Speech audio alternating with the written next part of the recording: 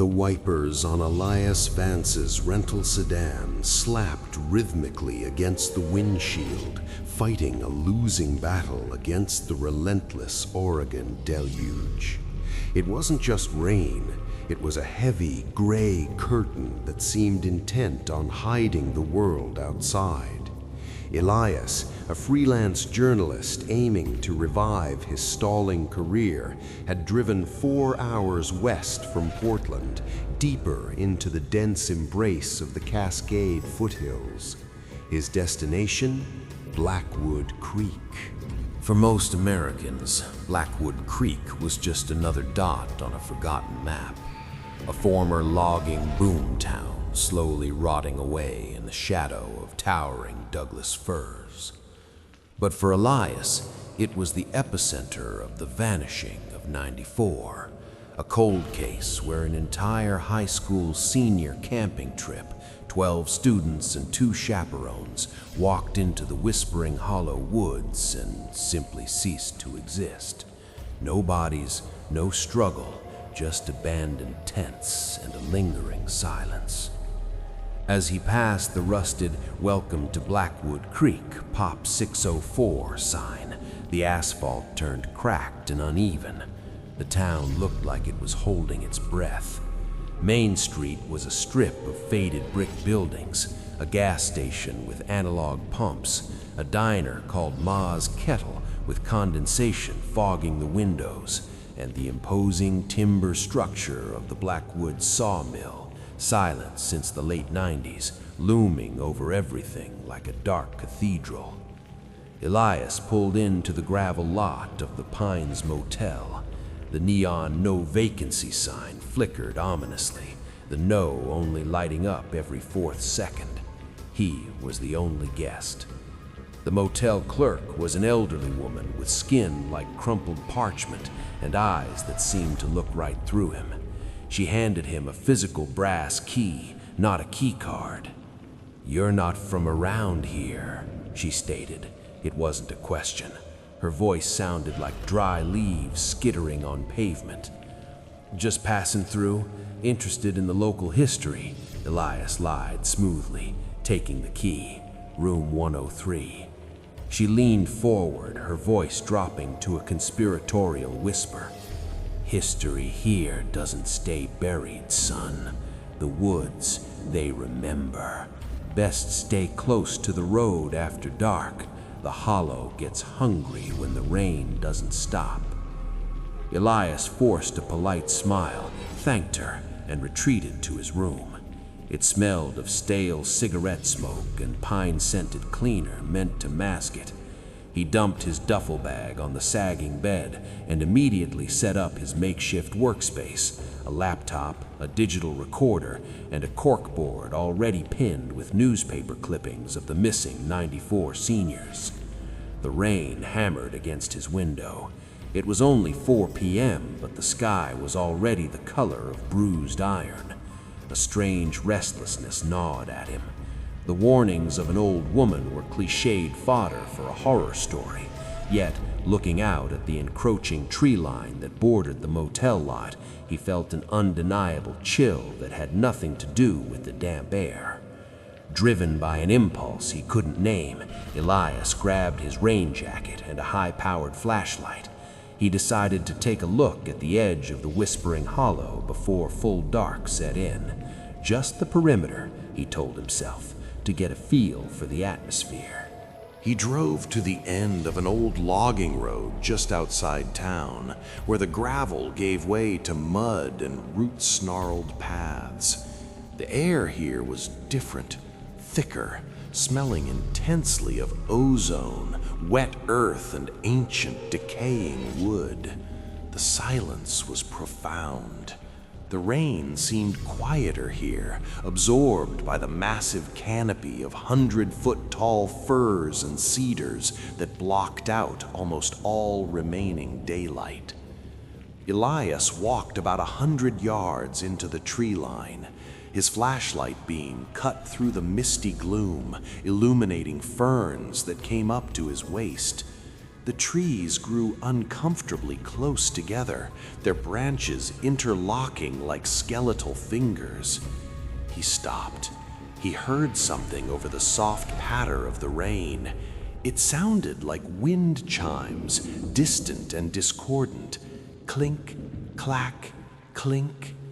He shone his light toward the sound. Hanging from a low branch of a gnarled maple tree was something that made his breath hitch. It was a crude ornament twisted together from rusted baling wire, bird bones, and what looked like human hair. It vaguely resembled a stick figure, twisting slowly in the damp breeze. He stepped closer to examine it. As he did, the flashlight beam caught something else carved into the bark of the tree it hung from. It wasn't a heart with initials. It was a symbol, deeply gouged into the wood. 3 concentric circles intersected by a jagged, downward-pointing arrow. The sap that oozed from the cuts had hardened into an amber-like resin, making the symbol look incredibly old. Elias pulled out his phone to snap a picture, but the screen was black. Dead battery. Strange, he thought. It had been fully charged when he left the motel 20 minutes ago. A sudden gust of wind ripped through the canopy, shaking the heavy branches. The sound was immense, like a great beast exhaling. In that rush of air, Elias swore he heard a voice, not a single voice, but a layered chorus of whispers, too faint to understand, brushing against the back of his neck. He has come. His heart hammered against his ribs. Panic, cold and sharp, pierced through his rational reporter's mind. He spun around, disoriented for a moment in the monotonous landscape of trunks. The way back seemed suddenly unclear. He forced himself to breathe. Follow the slope down, he remembered. Down leads to the road. He walked faster now, stumbling over hidden roots. The feeling of being watched was overwhelming, a physical pressure on his spine. The whispers didn't return, but the silence that followed was somehow worse. It was an expectant silence. When he finally burst out of the tree line and saw his sedan sitting in the rain, relief nearly brought him to his knees. He fumbled with his keys, got inside, and locked the doors, his breath fogging the glass. As he put the car in reverse, his headlights swept across the forest edge one last time. He froze. Standing just inside the tree line, right where he had entered, was a figure. It was tall, indistinct in the rain and shadow, standing perfectly still between 2 massive hemlocks. It looked like a man wearing a long, tattered oilskin coat, but its proportions felt wrong. The arms too long, the head tilted at an unnatural angle. Elias blinked, and the figure was gone, just rain and shadows. He slammed his foot on the gas, tires spinning in the mud before catching traction. He didn't look back until he was parked under the flickering neon sign of the Pines Motel. His hands were shaking so badly he could barely hold the steering wheel. Blackwood Creek was not just a sad little town with a tragic history. The old woman was right. The woods were alive, and they knew he was there.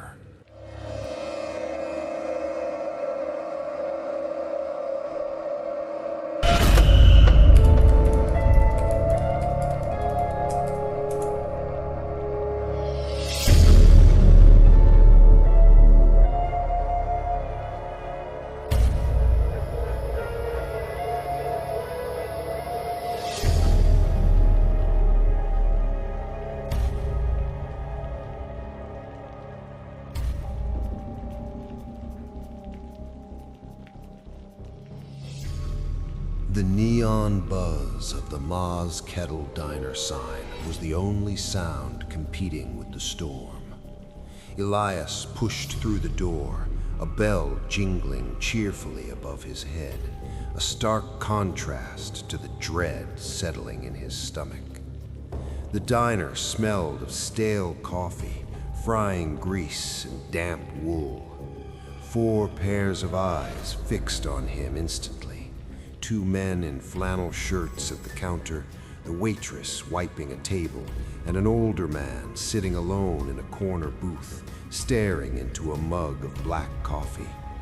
Elias ordered a coffee and took a seat near the window.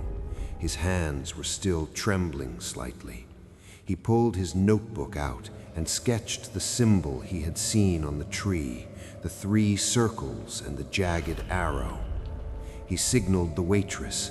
She was a middle-aged woman with tired eyes, her name tag reading Betty. "Excuse me," Elias said, sliding the notebook toward her. "I'm writing a piece on local folklore. Have you ever seen this symbol before?" Betty looked at the paper. The color drained from her face so fast it looked painful. She didn't speak. She just stepped back, her hand going to the crucifix necklace at her throat.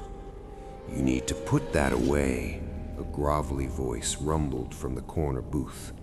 The lone old man stood up. He walked with a heavy limp, leaning on a cane carved from dark walnut. He wore a faded trucker hat that read Blackwood Search and Rescue. He slid into the booth opposite Elias without asking.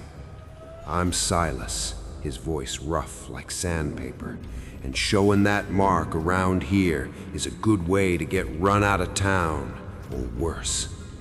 "I saw it in the woods, near the old logging road," Elias said, lowering his voice. "The entry point. That's where the 94 group went in. I was lead on the search team." Elias leaned in. The police report said they got lost, hypothermia, disorientation. Silas let out a bitter, dry laugh. 12 kids and 2 experienced guides don't just get lost in a grid we combed for 3 weeks. The dogs refused to track them. They'd whimper and lie down in the mud. And the radios? God, the radios. What about them? "Static," Silas whispered, leaning closer. But not just white noise. Voices. Mimicry. We'd hear the kids calling for help, clear as day. "Over here! Help us!" We'd run toward the sound, and there'd be nothing but trees and those damn bone chimes hanging from the branches. He pointed a gnarled finger at Elias's drawing. "That symbol isn't graffiti. It's a binding sigil. The native tribes in this area didn't live in that hollow. They avoided it. They said something sleeps beneath the root system, something that wakes up when it tastes fear. We call it the Rotted King." Silas grabbed Elias's wrist. His grip was surprisingly strong. "You went in. You saw the mark. Did you hear it? Did it speak to you?" Elias felt a chill crawl up his spine, remembering the whispers. "He has come." I thought it was the wind," Elias stammered. "It's never the wind," Silas said, his eyes wide with a terrified intensity. "It marks you. Once you hear the whisper, you're part of the echo. You need to leave, son, tonight. Don't go back to the motel. Just drive east and don't stop until you hit Idaho." Before Elias could ask more, the diner lights flickered violently. The jukebox in the corner, which had been silent, suddenly roared to life. But it wasn't playing music. It was playing a distorted, high-pitched screeching sound, layered with the sound of weeping. Betty screamed and dropped a pot of coffee. The glass shattered.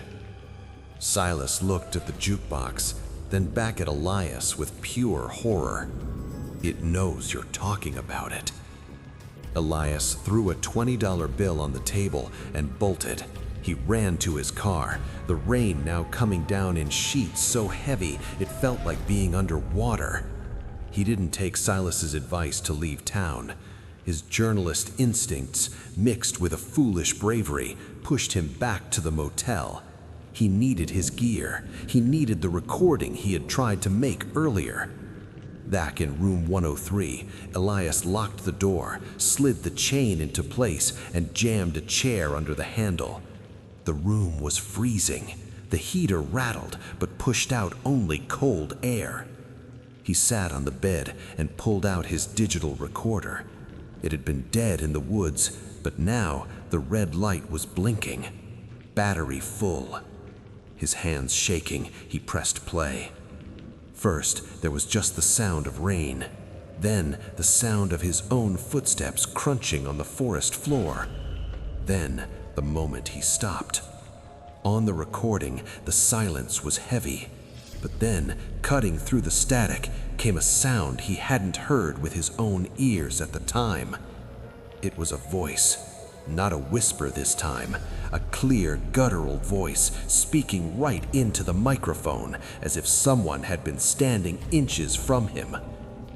"Elias, open the door." Elias dropped the recorder on the bed as if it were burning hot. He stared at the motel door. The chain lock was secure. The deadbolt was thrown. Knock, knock, knock.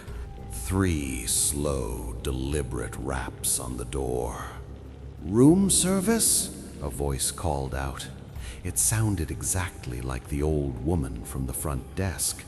"I brought extra towels." Elias stood up, moving toward the door. He reached for the lock. Then he stopped. The voice was wrong. It was the old woman's pitch, but the cadence was off. It was too smooth, too rhythmic. "Go away," Elias said, his voice trembling.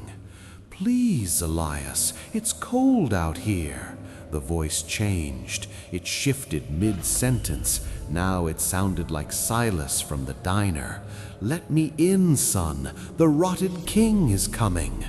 Elias backed away until his back hit the cold wall. "You're not Silas." The knocking stopped. A long silence followed. Then the doorknob began to turn, slowly, rattling against the lock. The wood of the door groaned under immense pressure. Elias looked at the bottom of the door, where the gap met the carpet.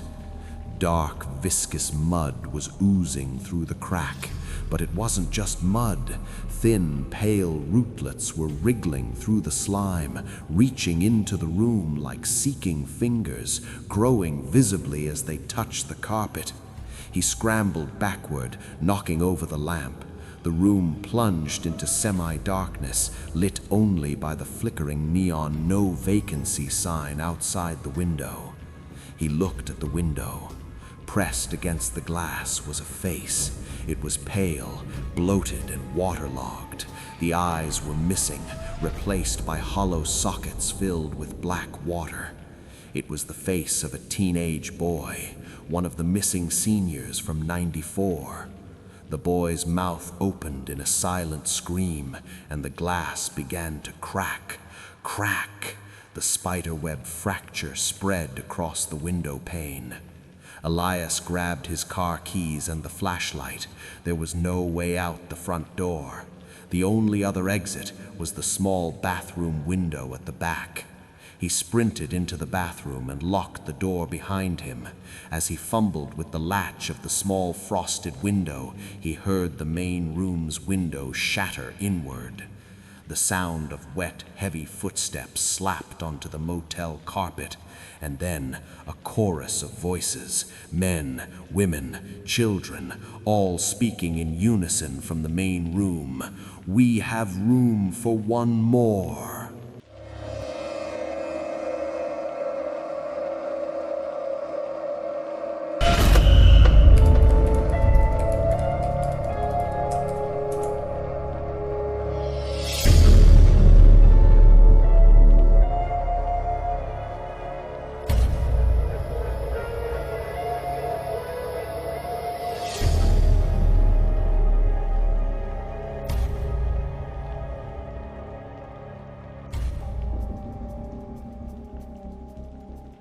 Elias scrambled through the narrow bathroom window, scraping his ribs against the metal frame.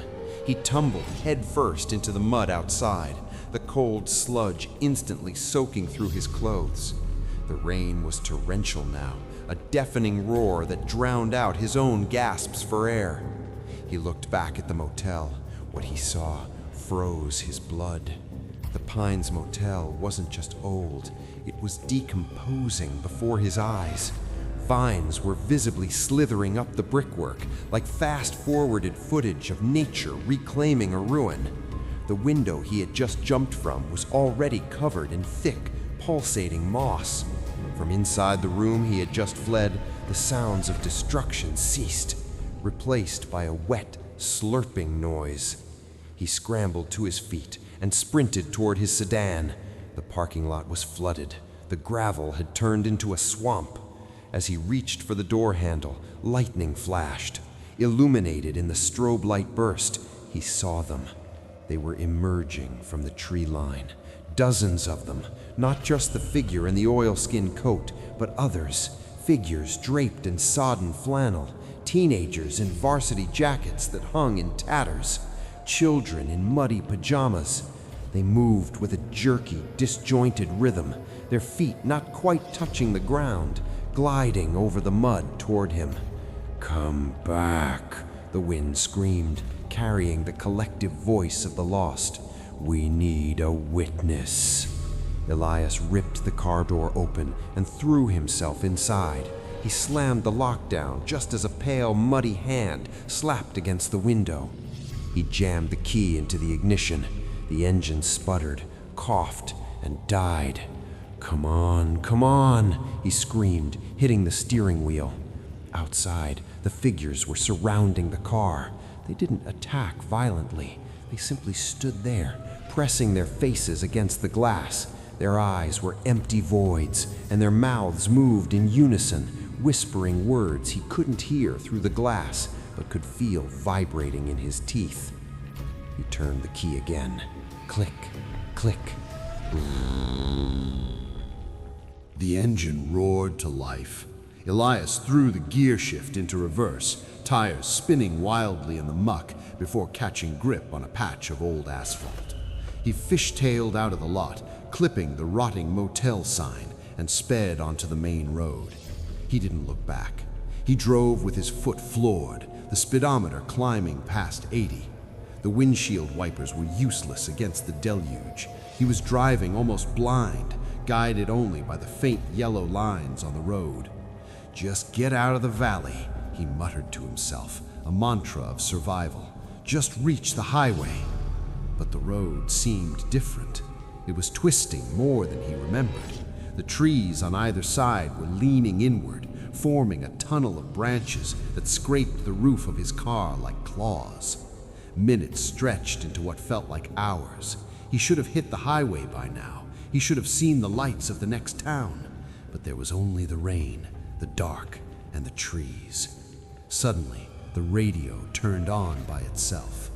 White noise filled the cabin. Then Silas's voice, clear and mocking, cut through the static. "History doesn't stay buried, son. It loops." Elias screamed and punched the power button, but the radio wouldn't turn off. The voice changed, morphing into his own voice, a recording of himself from earlier that day. "Just passing through, interested in local history." Then the sound of him screaming, a scream he hadn't screamed yet. Up ahead, headlights cut through the gloom. Another car? Rescue? Elias slammed on his brakes, the sedan skidding on the wet road. He came to a stop just feet away from the object in the road. It wasn't a car. It was a sign, a rusted, familiar sign standing on the side of the road. "Welcome to Blackwood Creek." Elias stared at it, his breath catching in his throat. He had been driving away from the town for an hour. How could he be entering it again? He looked closer at the sign. The rust patterns were the same. The bullet holes were the same. But something had changed. The bottom line of the sign, painted in fresh, dripping red paint that looked disturbingly like blood had been updated. Pop 605. In Part 1, the population had been 604. The realization hit him with the force of a physical blow. The scream he had heard on the radio, the scream he hadn't screamed yet, began to build in his chest. The car engine died silently. The lights on the dashboard faded to black. Outside, the rain stopped abruptly. The silence returned, that heavy, expectant silence of the whispering hollow. From the back seat of his own car, a cold breath touched the back of his neck. "You're home now, Elias," a whisper said, right in his ear. Elias looked into the rearview mirror. In the darkness of the back seat, two hollow black eyes stared back at him.